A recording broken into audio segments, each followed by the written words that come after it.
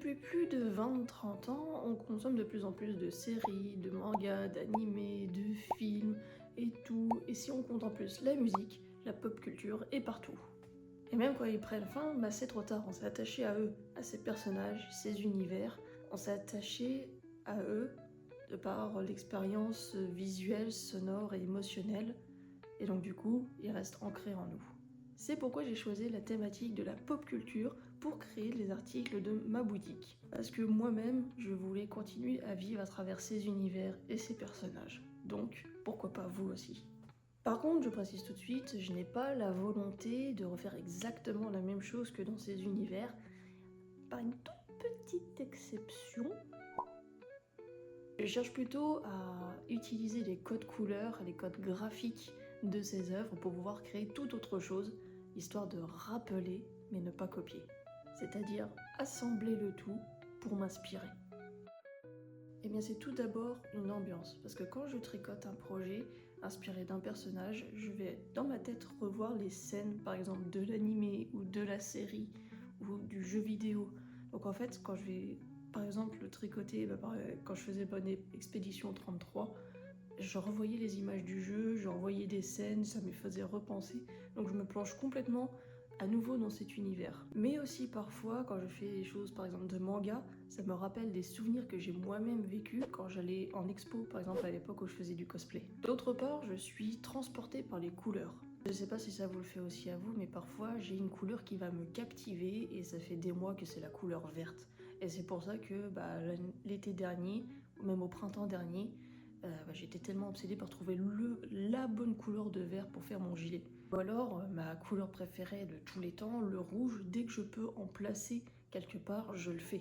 Et même si à contrario, il y a des couleurs que d'ordinaire je n'aime pas, je vais essayer quand même de les placer dans mes créations pour que ça fasse un tout homogène.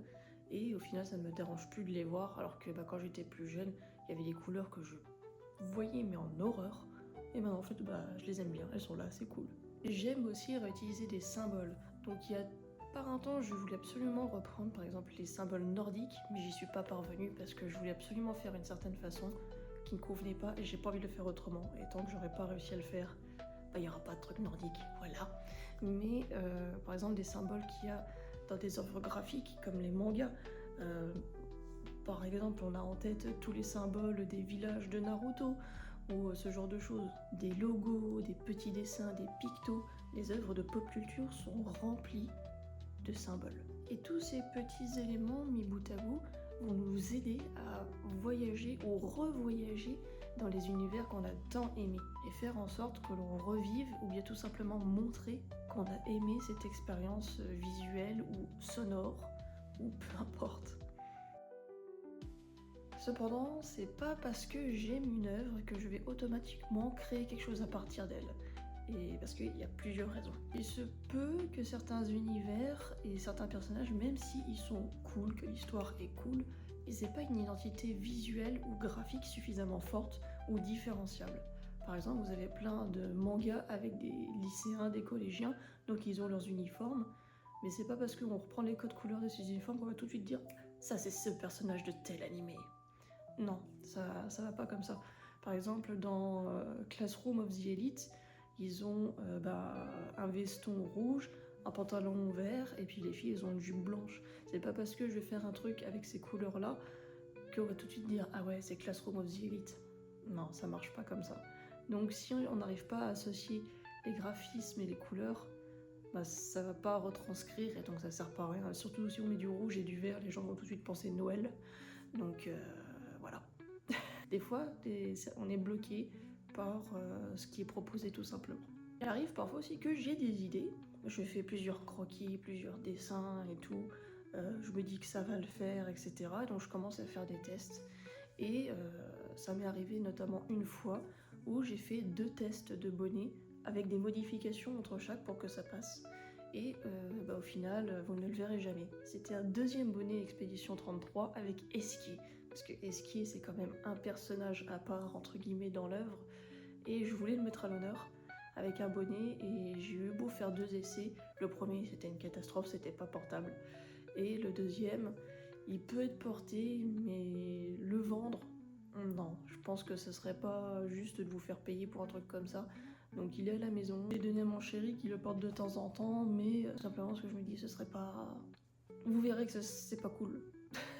Le modèle n'aura donc pas eu l'honneur de passer à l'étape suivante. Et puis parfois il y a des œuvres qui sont tellement populaires, tellement connues, que déjà c'est compliqué de faire quelque chose d'original, aussi parce que ça se rapprocherait beaucoup trop de ce qui existe déjà, aussi bien dans l'œuvre qu'en goodies. Par exemple, le truc le plus concret, c'est tout ce qu'il y a eu en produits dérivés sur One Piece, et notamment Luffy. Je sais pas si vous imaginez, moi je vais pas faire de chapeau de paille, mais je vois pas faire un bonnet à l'effigie de ce chapeau de paille, donc jaune avec un liseré rouge.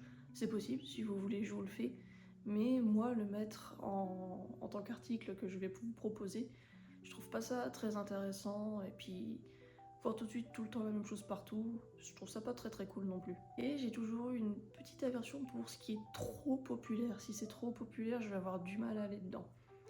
Bon, à contrario, je suis une folle de Harry Potter et puis de Naruto. Mais voilà. Donc voilà pourquoi des fois, certaines œuvres ne sont pas exploitées ou pas encore exploitées. Après tout ce que je viens de vous raconter, vous aurez complètement compris pourquoi j'ai décidé de m'inspirer de la pop culture, parce que j'adore ces univers, ces personnages et tout. J'aime ces univers et c'est pour ça que j'ai décidé de créer des choses en m'en inspirant. Et donc essayer de vous proposer des produits qui vous plairont aussi à vous. Je vais donc continuer sur ma lancée et bientôt je vais vous proposer des articles inspirés d'œuvres que je n'ai pas du tout exploitées. Je sais pas quand exactement ça va sortir, ni si tout va sortir, mais j'ai beaucoup d'idées en ce moment et ça se concrétise.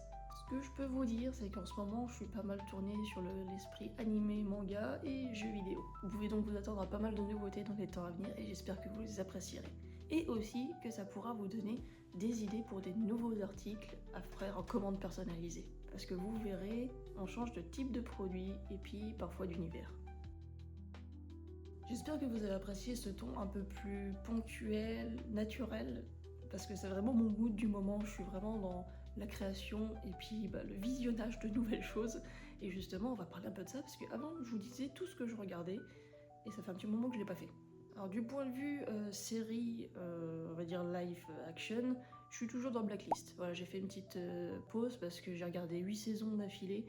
Il en reste plus que 2, donc je calme un petit peu. Mais à côté, je regarde beaucoup d'animés.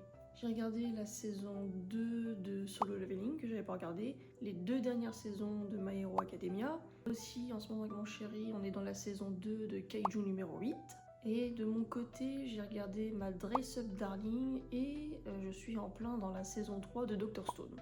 J'avais jamais vu parce que je savais pas trop à quoi m'attendre. J'y suis allée tête baissée et puis j'aime bien maintenant. Et vous, en ce moment, vous regardez ou bien vous lisez quoi en ce moment? Moi, je vous avoue, la lecture depuis quelques temps, c'est un peu compliqué. J'ai pas trop le temps. Ça m'a fait plaisir de vous parler un peu de mes inspirations, de ce que je regarde en ce moment. Et donc si ça vous a plu ce type de vidéo, ou vous voulez faire des dérivés de ça, n'hésitez pas à me le dire en commentaire, à mettre un petit pouce en l'air et à vous abonner. Et on se retrouve très vite pour une nouvelle vidéo.